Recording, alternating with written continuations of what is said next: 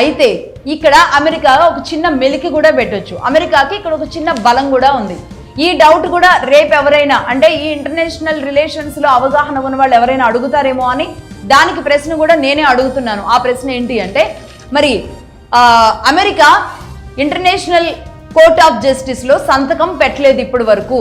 మరి ఈ కోర్టు కిందకి అమెరికా ఎలా వస్తుంది? ఈ కోర్టు చెప్పింది అమెరికా ఎందుకు వినాలి అని మన మేధావి వర్గాలు ఎవరైనా సరే, ఇంటర్నేషనల్ రిలేషన్స్ తెలిసిన వాళ్ళు ఎవరైనా ఈ ప్రశ్న కూడా అడగవచ్చు. దీనికి కూడా నేనే సమాధానం చెబుతాను. ఎస్, ఖచ్చితంగా అమెరికా దీని కింద లేదు కాబట్టి అమెరికాకి వర్తించదు అనుకోవడానికి లేదు. ఏ దేశమైనా సరే ఈ సమస్యని గనక తీసుకువెళ్ళింది అంటే దానిని విచారించే అధికారాలు ఖచ్చితంగా ఐసీజేకి ఉంటాయి. అయితే ఏం చేయాలి అంటే, ఐసీజే ఏం చేస్తుంది అంటే, ఇంటర్నేషనల్ కోర్ట్ ఆఫ్ జస్టిస్ ఏం చేస్తుంది అంటే ఒక కమిషన్ ఏర్పాటు చేస్తుంది, ఒక ఇండిపెండెంట్ బాడీని ఏర్పాటు చేస్తుంది.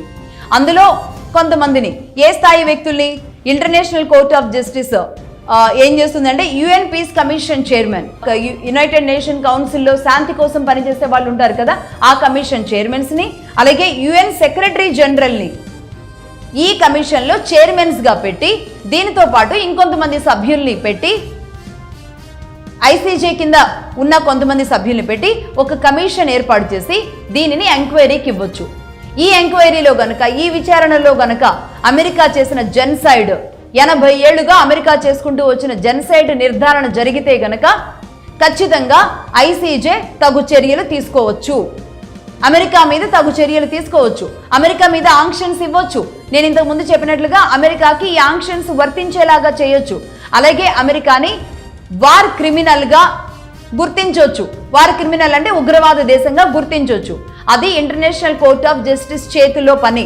మిగతా దేశాలు వెళితే గనక వెళ్ళే అవకాశాలు చాలా స్పష్టంగా కనబడుతున్నాయి.